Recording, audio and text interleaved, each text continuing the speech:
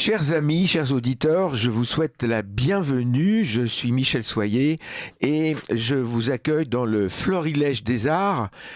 Alors j'ai le plaisir de recevoir ce matin une personne qui a fait de son coaching, de sa profession, la rencontre des hommes et des femmes, Gerda de Hahn. Gerda de Hahn est assez connue parce qu'elle est passée beaucoup par la télévision, le cinéma, la radio. C'est une grande et belle femme, hollandaise de surcroît. Gerda, expliquez-nous un petit peu votre cheminement jusqu'à cet intérêt vers la rencontre entre les hommes et les femmes. Quelque part après mon divorce, j'ai compris que c'était très très difficile de rencontrer l'homme et les femmes du même niveau socio-culturel.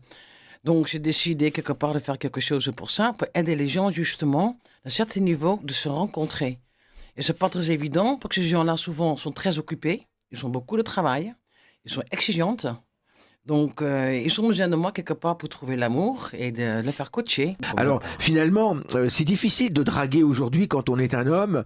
Et puis, alors, en plus, maintenant, dans les affaires, les femmes ont pris leur place. Beaucoup de femmes sont devenues, comme vous, chère Gerda, une femme d'affaires. Elles ont du pouvoir.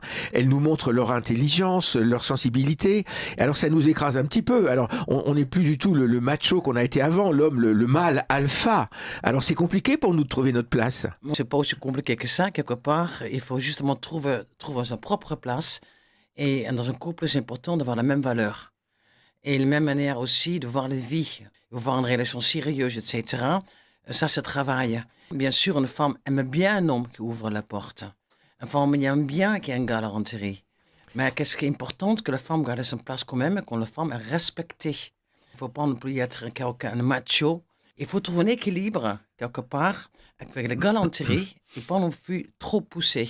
Il y a un équilibre entre tout. Et ça, c'est nouveau, c'est l'équilibre entre l'homme et les femmes. La femme trouve sa place, l'homme a sa place, mais dans un équilibre psychologiquement, intellectuellement et culturellement. Quand je lis la presse cette semaine, les grands titres, on ne parle que de ça. C'est le retour de ce qu'ils ont appelé le masculinisme, c'est le retour de l'homme, le retour un petit peu du macho, dans un certain sens. Pas la macho, justement, parce que la macho ne sera pas aimée par la femme.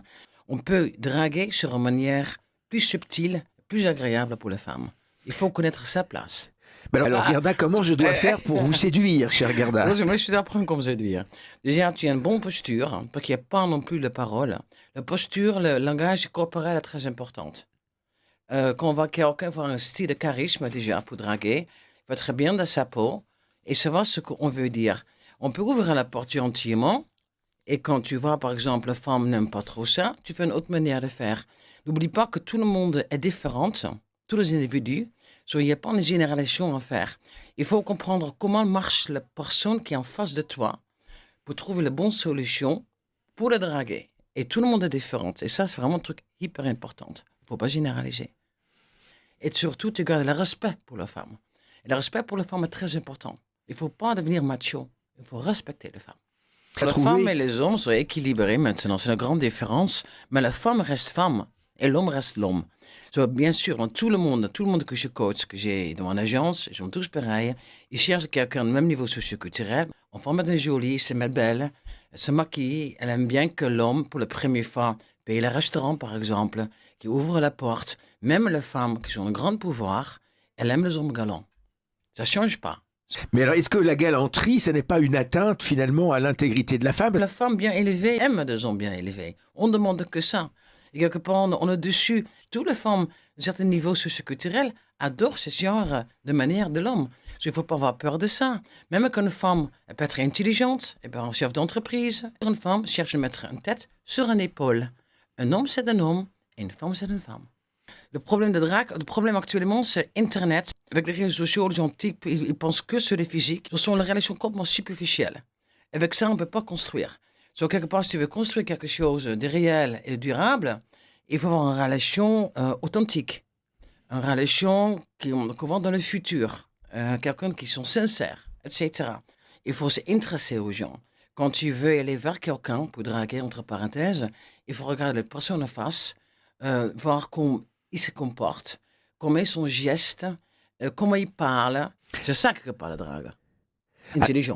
Alors, garde à vous, vous avez un métier de coach, vous aidez toutes ces femmes. Alors, comment vous faites quand une femme vient vous voir en disant, bah voilà, j'ai 50 ans, je suis avocate ou je suis médecin, je travaille beaucoup, je n'ai pas le temps de trouver l'homme dont je rêve pour équilibrer ma vie. Alors, comment vous prenez les choses par rapport à une femme comme ça, par exemple? D'essayer de comprendre comment elle est mentalement, psychologiquement, intellectuellement, quoi elle s'intéresse, pour qu'on trouve un partenaire idéal qui correspond à ses recherches.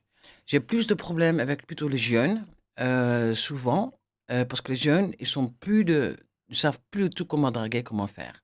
Ils sont dragués que sur Internet, ils sont trop connectés, entre parenthèses. Donc ils savent plus du tout aller vers une femme, vers l'homme. J'apprends les gens à marcher de bonne manière, etc. Qu'ils ne connaissent pas, parce qu'ils n'ont pas vraiment vu ça, parce qu'ils n'ont fait que des études. Ils sont aucune manière, ils ne connaissent rien de la vie. Et ça, c'est une catastrophe. Et ça sont les jeunes. Les femmes de 50 ans en moyen, ils savent comment se comporter, ils savent comment s'habiller. Et quand ils ne savent pas faire ça, bien sûr, je fais un relooking, j'adore faire ça aussi. Mais le plus important, c'est qu'ils connaissent de base. Et une femme de 50 ans qui ne trouve pas, il faut comprendre pourquoi. Souvent, ce sont des gens très exigeantes. Et quand tu es exigeante, ils cherchent le même niveau socio-culturel. Et ça, quelque part, je le trouve parce que je connais les gens de tous les côtés. Est-ce que vous arrivez à les prendre par la main et leur dire il faut aller vers l'autre, aller vers l'extérieur, parce que quand on veut séduire quelqu'un, eh ben on peut se planter. Beaucoup d'hommes et femmes en 50 ans, ils sont réussis professionnellement, mais ils ont un problème de rencontrer quelqu'un parce qu'ils sont très exigeantes. Quand tu es exigeante, évident, c'est compliqué à trouver. C'est pour ça qu'il faut un appel à moi aussi. Mais une femme, par exemple, qui ne trouve pas, ça peut être aussi à cause de comportement, ou peut-être trop concentrée sur elle-même. Comme j'ai expliqué, quand tu veux vraiment draguer ou avoir une relation intéressante, stable, durable, il faut s'intéresser à les gens qui sont en face. Donc, il faut demander, qu'est-ce que tu fais aujourd'hui? Qu'est-ce qui t'intéresse? Tu as envie d'aller au musée demain? Qu'est-ce que tu fais comme sport? Tu vois? C'est ça, quelque part, à faire. Et beaucoup de monde oublie ça. Ils parlent d'eux, mais ils ne s'occupent pas d'autres. Tout le bazar, là, quelque part. Il faut se poser les questions à l'homme, à la femme, que tu as envie de voir dans ta vie. C'est des questions que je pose toujours. Toujours moi, poser sur le sexe. Donc, quand c'est sur le sexe, il faut trouver un homme qui est aussi plus sur le sexe. Une femme qui aime bien watch tête, etc. Et les autres femmes qui restent plutôt très simples, très naturelles. Et tout ce genre de questions, il faut les poser. Parce que tu les as en face aussi, qui aiment une femme très féminine, qui vont se mettre en belle au lit, on se pose sa traite, etc. Et les autres ont pour faire plutôt une femme totalement naturelle. Et ça, c'est une chose aussi, c'est un jeu. Le sexe, c'est un jeu. Donc, il faut savoir quel jeu deux personnes face à face veulent jouer. Et pour ça, il faut être aussi en équilibre et surtout, il faut penser la même chose. Si une femme a envie de jouer la femme très sexy, féminine, et l'homme aime plutôt la femme très simple, ça ne marchera pas. Ou la femme va changer, ou l'homme doit changer. Il faut trouver un équilibre. C'est très important, parce que le sexe, bien sûr, c'est très important. Pour un couple qui marche, le sexe, c'est une de base.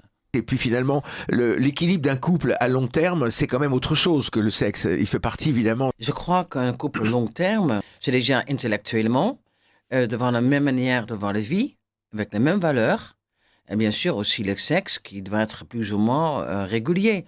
Et ça dépend encore le couple. Tu as le couple qui vit très bien, presque sans sexe, hein. Et c'est pas non plus obligatoire. Et tu as les autres couples qui ont besoin de faire le sexe tous les jours. Alors, dans les gens que vous viennent vous voir, plus des hommes ou plus des femmes? C'est assez équilibré. À une époque, c'était largement plus de femmes. Mais depuis quelque temps, les hommes changeaient. Les hommes, au début, étaient plus machos. Et ils avaient peur de passer par moi pour rencontrer la femme de leur vie. Mais actuellement, les hommes, ils sont devenus plus intelligents, je trouve. Ils comprennent, eux aussi, ils ont besoin d'aide pour rencontrer les femmes qui cherchent. Ils cherchent des femmes de même niveau socio-culturel. Je pense qu'ils sont ras-le-bol de trouver une femme qui est accrochée pour l'argent. Ils veulent une femme avec le même intellect, les mêmes valeurs, la même manière de voir les choses. Tout simplement. Et seconde les femmes, moi je fais le haut de gamme. Donc ce sont les hommes qui sont chefs d'entreprise, cadres supérieurs. Ils n'ont pas de temps de regarder. Ils n'ont ras le beurre surtout quand ils sortent, ils trouvent les femmes qui sont avec eux pour l'argent. Ils veulent une femme qui les aime comme ils sont. Tu vois, avec le caractère, la personnalité, avec le partage, avec la sincérité, etc.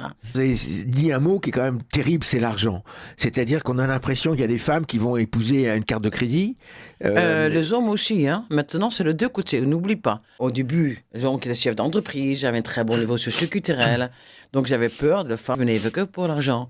Maintenant, comme tu dis, la femme prend plus en plus de pouvoir et prend de grands postes dans la société, ils sont chefs d'entreprise.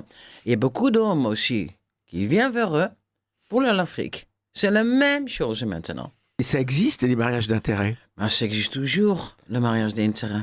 Je pense plutôt que ce qui est important, c'est l'homme et la femme doivent se trouver dans le même niveau socio-culturel, comme s'il n'y a plus trop d'intérêt. Pour vivre une grande histoire d'amour, il faut aimer avec son cœur, il faut être sincère. Et quand il y a une histoire de l'argent qui entre les deux, ça devient compliqué, parce qu'il y a un intérêt. C'est pour ça, pour un couple qui marche, il faut avoir la même valeur, je pense le même niveau socio-culturel et les mêmes intérêts.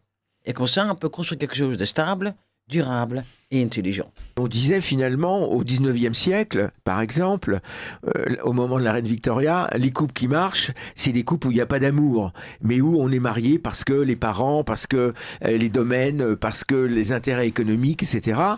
Au 19e siècle, c'était ça, on ne divorçait pas. Maintenant, c'est vrai que... Tu crois que les gens étaient heureux comme ça? Je ne sais pas, maintenant, il y a plus de divorcés que de mariés. Enfin, moi-même, je suis divorcé, donc... Oui, moi, je suis divorcé aussi. Enfin, que les erreurs, on apprend. Ça, c'est pas un problème de divorcer. Par contre, on est libre. Et après, l'homme, surtout à cette époque-là, il veut tout le droit. L'homme, c'était le macho total. C'est quelque chose maintenant, pas possible. Il faut respecter. Le respect dans un couple, c'est hyper important. On va respecter les femmes doivent respecter l'homme. C'est aux deux côtés pareil. Le macho, c'est déséquilibré. Il faut vraiment rester sincère et spontané aussi dans une relation amoureuse. Quand tu vas vers quelqu'un, il faut rester soi-même. Il faut rester authentique. Existe les coups de foudre? Mais heureusement, ça existe. Mon ex-mari, j'ai un coup de foudre, par exemple, tu vois. Non, mais c'est important, le coup de foudre. Le coup de foudre, c'est souvent, c'est le regard dans les yeux. Regarde dans les yeux, quelque chose qui passe, et bon, tu tombes amoureux comme ça. Je ne vais pas dire que le coup de foudre, c'est quelque chose de très constructif. Souvent, je ne tiens pas trop longtemps, malheureusement. Parce on tombe amoureux tout de suite sur quelqu'un, pas le physique, pas le regard. On n'a pas bien regardé le moyen de vivre, le culturel, l'intelligence, si on est compétable, oui, non, qu'on peut vraiment se comprendre, tu vois. C'est un coup de foudre, c'est vraiment un instant, tu vois. Et c'est pas toujours très constructif, il faut dire. Mais c'est génial à vivre, c'est la vie aussi. Et une amie, c'est vrai, ça dure souvent plus longtemps qu'un amour, c'est clair. L'amour, c'est pas toujours pour toujours. Un bon ami, oui. C'est ça la différence. C'est ça qui tient dans un couple. Quand tu deviens ami avec ton amour. Et là, ça peut tenir très longtemps. Mais c'est pas aussi évident. C'est pas aussi évident d'être ami après d'avoir une grande histoire d'amour. Que l'amour qui passe dans l'amitié. C'est compliqué. C'est le rêve, mais c'est compliqué. Parce que moi, je trouve que tout le monde a le droit de trouver son âme sœur. Tu peux être hétérosexuel, tu peux être homosexuel, et pourquoi pas? Un homme qui aime un homme, et pourquoi pas? Une femme qui aime une femme, pourquoi pas? Parce que tout le monde a le droit de trouver l'amour. N'importe quel sexe, n'importe quelle nationalité, n'importe quelle religion. Il faut avoir une nouveauté d'esprit, de comprendre comment il marche, et de les aider pour le trouver. Homosexuel, j'en ai pas mal. Lesbienne, beaucoup moins par contre. Mais pareil, dans un bon niveau socio-culturel. Ils sont très agréables, ce sont des hommes superbes. Je les adore. Ah bon? Souvent, ce sont des hommes très intelligents, ils sont très créatifs, très artistes. Il y a beaucoup de femmes qui ont des amis homosexuels. Et ils sont très sensibles. En moyenne, les femmes plus sensibles qu'un homme. Et les homosexuels sont très sensibles. Ils sont des gens créatifs. Si on a un côté féminine dans eux. Parce que pour une femme, il n'y a pas de risque. Elle ne se dit pas, je vais être attaquée. Ah oui, sûr, quand tu sors, moi, quand j'étais jeune, je sortais de la boîte avec les homos, comme ça, les gens me foutaient les pieds, oui. Ce sont des amis, c'est pas l'amour, ce sont des amis. Et des amis encore, c'est pour longue date. On aurait bien encore ce qu'on a dit avant. Donc, dans quelle catégorie est-ce qu'une femme va placer un homme? C'est compliqué? Non, c'est pas compliqué parce que il faut savoir ce qu'on veut dans la vie. Tu vois? Une femme veut ce style d'homme. Le problème actuel, c'était surtout avant, les hommes, pour draguer une femme, j'ai un peu d'agressivité, un peu trop macho. Et les femmes n'aiment pas ça. Il faut la respecter. Quand tu veux faire une femme, il faut la respecter. Il faut rester douce. Il faut comprendre qu'est-ce qu'elle veut exactement. Les femmes, pareil vers les hommes. Il faut le respect. Le respect, la sincérité et l'ouverture d'esprit. Il y a comme beaucoup de monde qui ont besoin d'une occasion spécifique pour sortir. Quelque part, pour un homme qui est en couple avec une femme, il est Saint-Valentin, c'est un truc justement, il y a l'amour, on donne un petit bijou, on joue les vêtements, ou je sais pas quoi. Les femmes donnent un petit cadeau aussi à l'homme. C'est un truc, tu vois, on a envie de se faire plaisir. C'est parce que c'est très commercial. C'est grâce à ça, heureusement que les boutiques marchent un peu. C'est tellement dur actuellement pour les boutiques. Oh, je suis contente que le Saint-Valentin existe pour aider aussi ces gens-là aussi. Ils peuvent faire un peu plus de chiffre d'affaires. Et actuellement, c'est pas évident. Dans les soirées, les fêtes, c'est important pour se retrouver. Est-ce que la fête en général, c'est un moyen de rencontre ou ça reste très superficiel Est-ce que par exemple vous organisez des fêtes pour les gens que vous coachez, pour qu'ils rencontrent du monde Honnêtement, qu'est-ce qui marche le mieux quand même sont les rendez-vous en parent. Ça, c'est clair. Là, tu peux sélectionner les personnes qui correspondent à la personne en face. La réussite de faire un couple, c'est comme la relation en parent. C'est pas dans une grande soirée. Parce que dans une grande soirée, normalement, c'est comme très superficiel. On voit que les physiques. On n'a pas le temps de parler avec les personnes, pas trop, il y a trop de musique, etc. On ne sait pas qui est trop en face. Et souvent, c'est les plus belles femmes, les plus beaux hommes qui sont très, très demandés. Et les gens qui sont un peu moins belles, moins beaux, ils restent un peu dans leur coin. Une réussite d'amour, c'est pas dans une fête, c'est la relation en parent. Oui, mais alors dans les soirées, c'est là où on voit beaucoup de monde, donc on peut se croiser, Mais croiser c'est un superficiel. regard. C'est superficiel. Le problème, c'est superficiel. Par contre, ça peut marcher. Tu peux trouver l'amour dans une soirée. J'ai pas dit le contraire. Parce que toi, tu fais une sélection de la personne. Mais Et évident. quand on est dans un groupe, il n'y a pas de sélection, c'est tout le monde. Exactement. Dans mon métier comme coach, préfère de faire la relation en parent. C'est largement plus bénéfice que de mettre quelqu'un comme ça dans une soirée où il connaît personne, qui n'a pas le temps de communiquer, de montrer qui il est, ce qu'il cherche, etc. Oui, c'est peut-être l'aventure d'un soir. Et les femmes mariées qui font un truc, qui font un extra. Mais chez moi, par exemple, c'est pas ça, c'est pas possible, parce que tout le monde a contrôlé. Moi, ce qui m'avait un petit peu surpris, c'est comme l'idée de la démarche, c'est-à-dire que je vais voir quelqu'un pour m'aider parce que je suis incompétent pour trouver moi-même. Non, pas du tout. Non. Ils n'ont pas le temps. La plus grande partie des clients chez moi, ils n'ont pas le temps de trouver. Et surtout, ils sont des gens très exigeants. Ils cherchent les gens, le même esprit, une sincérité et une intelligence surtout. C'est pour ça, quelque part, ils viennent me voir. Alors c'est vrai que dans les rencontres sociales, il y a beaucoup à jeter et très peu à garder. Exactement. Et- De mon côté, quelque part, les gens sont tous intelligents, sont tous ce que tu veux, ils sont sincères. C'est très important, différentes cultures. Donc, moi, comme Hollandais, je suis parti en France justement pour l'élégance de l'homme en France. C'est vrai, les hommes en France sont très élégants. Un à côté qui était un peu négatif pour moi, ils sont un peu trop machos, cette époque-là. C'est en train de changer un tout petit peu, justement. Le français, il devient un peu moins macho, parce qu'ils sont compris avec le féminisme, quelque part, qu'ils doivent se calmer un tout petit peu, sinon ils vont droit à un mur. Donc maintenant, entre une nationalité hollandaise et une française, par exemple, la base, c'est ou le hollandais qui doit s'adapter à la France, que ce que moi j'ai fait, ou le français, il faut prendre un français qui accepte cette mentalité forte, femme hollandaise. Le caractère de hollandaise, c'est comme un caractère très, très, très fort. So, ou on n'aime pas. Mais ce sont des différences culturelles tellement énormes qu'on se dit comment est-ce qu'un couple peut vraiment tenir. Alors où est-ce que c'est l'intérêt de la différence, ce qui est très bien, c'est on est très différents, chacun fait un effort quotidien, mais en même temps cette différence, elle peut tuer le couple. Parce Donc que... quand il y a un effort quotidien, c'est pas bon. Quelque part, ça passe un peu tout seul. Normalement, les gens qui viennent en France pour faire un couple parce qu'ils aiment le français. Tout simplement. Ils s'adaptent parce qu'ils n'ont pas envie de rencontrer quelqu'un de leur pays. Tous les gens que je connais autour de moi, que je coach, ils cherchent quelqu'un, 90%, ils cherchent un Français ou une Française. Ces internationaux, qu'est-ce qui nous trouve à nous, Français, finalement? Qu'est-ce qu'on a de bien pour que on donne envie à ces femmes internationales de venir nous chercher? Parce que le français, c'est un peuple quand même cultivé, en moyen quand même. Il y a tout, il y a les musées, les expos, la danse classique, l'opéra, etc. Et ça, c'est quelque chose quand même, beaucoup d'étrangers viennent en France pour ça. C'est hyper important. La culture française est magnifique. En plus, la France, c'est un très bel pays. Il y a tout. Il y a la montagne, il y a la mer, la campagne. Il y a tout ici en France. Et Paris, c'est une magnifique ville, très charmant. C'est une ville d'amour. J'en viens à Paris, justement, pour fêter l'amour, pour trouver l'amour. Et il y a beaucoup de monde étranger. Je veux une Française. Je veux une Française. Et pourquoi? Parce que c'est comme ça. Pour l'étranger, Paris, c'est l'amour. La France, c'est un pays, en même temps aussi créatif dans la mode. Donc tout ça aussi, ça va tirer les gens vers la France.